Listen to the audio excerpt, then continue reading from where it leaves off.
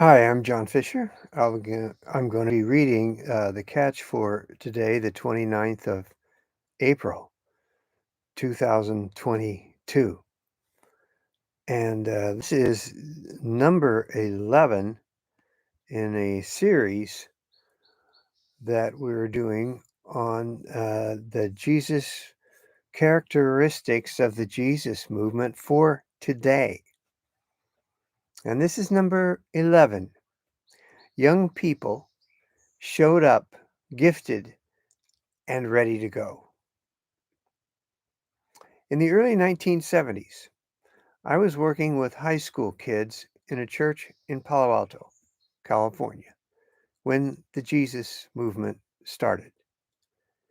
In a matter of weeks, our attendance went from 30 to 300. And they didn't come to youth group to socialize or play volleyball. They came with their Bibles and wanted to study the Word. There was a huge hunger for spiritual things. That was remarkable. But even more remarkable was the fact that they came with already gifted leaders among them. For example, in our group, there was Ernie the prophet and Lloyd the teacher. Ernie would preach during lunch hour at Palo Alto High School, and Lloyd would teach them the Bible. And then they'd come to youth group at the church for more. We didn't train these guys. We didn't even know where they came from. We just encouraged them and gave them opportunity to use their obvious spiritual gifts. For a while there, it was like we were just directing traffic. But there's also some not so good news that might say something about the nature of a spiritual movement to look out for. I heard that both these guys later struggled with their faith and walked away from it. Whether it was a permanent departure, I don't know.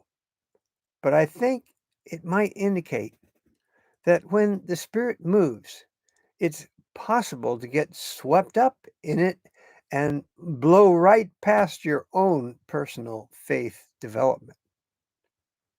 Who knows that they may have passed over a couple important steps in their own search that they had to go back and find.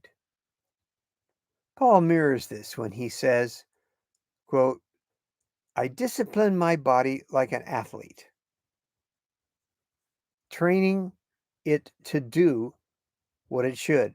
Otherwise, I fear that after preaching to others, I myself might be disqualified. 1 Corinthians 9:27. In other words, watch yourself. Realize that the search is never over. So, what does this mean for us today? It means that the process of asking, seeking, knocking is never over.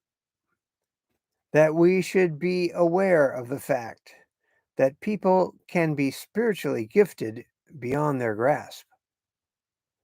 That we all have to pay attention to our own spiritual process. And finally, there's no resting on your laurels.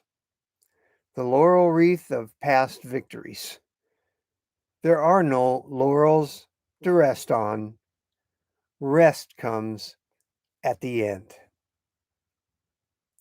This is John Fisher for Grace Turned Outward on the Catch of the Day.